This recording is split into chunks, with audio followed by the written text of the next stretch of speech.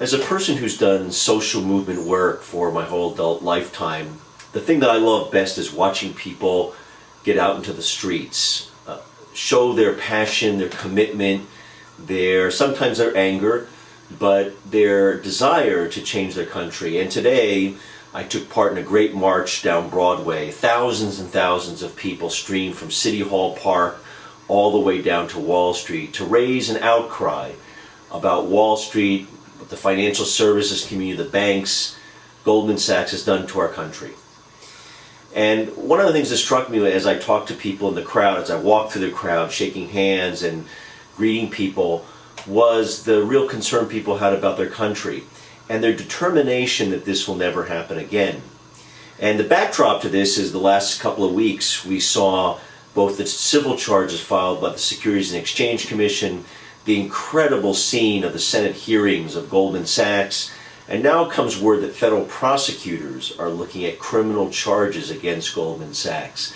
Now, we've sort of held out Goldman Sachs as an example of everything that has gone bad, but let's be clear, there was a pervasive pattern of bad behavior on Wall Street. Let's also be clear that bankers have an important job to do in our community to bring capital to small businesses, to make sure that we can get home loans and car loans. But what we have to guard against is power that gets out of control. And that's what happened on Wall Street, partly driven by greed. And as a United States Senator, as I've said before, my goal is going to be to cut down the size of Wall Street. It has too big an influence in our economy.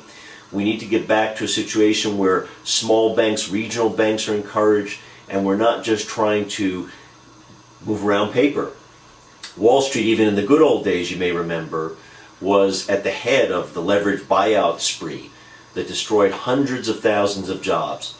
And I think that was behind the sentiment that people felt as they were marching down Broadway to Wall Street, that something deeply wrong has happened in our country, and we can never let it happen again.